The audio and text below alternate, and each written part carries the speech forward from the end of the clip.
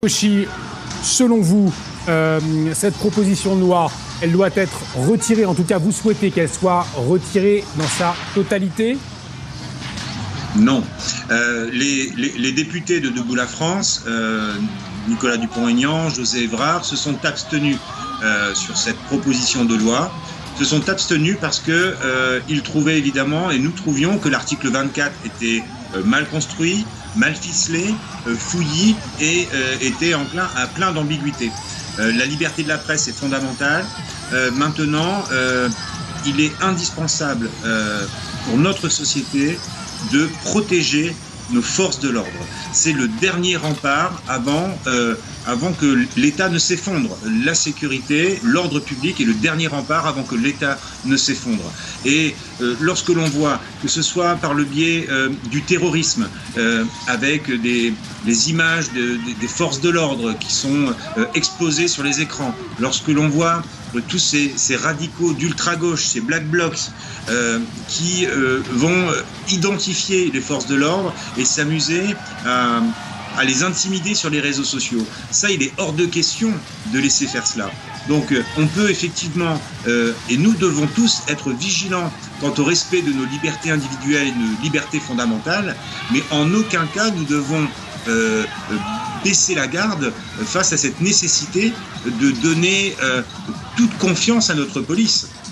Alors justement, certains policiers, Benjamin Cauchy, qui étaient très en colère, alors on a entendu ici sur RT France, mais également après les propos d'Emmanuel Macron sur la question du contrôle aux faciès, des policiers qui ont appelé finalement à ne plus faire de contrôle, qui se sont sentis lâchés par le chef de l'État. Est-ce que vous les comprenez ?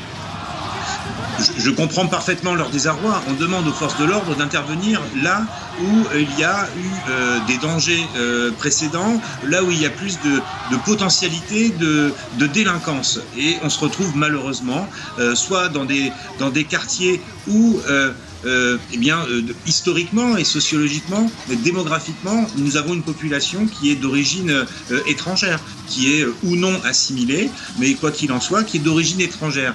Donc la propension à aller tester et vérifier l'identité des personnes s'ils se retrouvent effectivement soit de couleur, moi je comprends les forces de l'ordre. C'est un élément statistique, ce n'est pas une volonté politique. Maintenant, on peut également s'interroger sur les raisons politiciennes pour lesquelles Emmanuel Macron a lâché en pleine pâture les forces de l'ordre alors que nous assistons à une guérilla urbaine hebdomadaire tous les samedis. C'est quand même hallucinant. Et là, il est clairement dans de la flatterie électoraliste. Il a conscience que les forces de l'ordre ne soutiennent pas sa politique. D'une part, parce qu'il a envoyé les forces de l'ordre casse-pipe contre des gilets jaunes et avec des techniques de maintien de l'ordre inappropriées. Il a envoyé au charbon le mouvement social contre la République. Les forces de l'ordre contre les gilets jaunes, c'était inadmissible.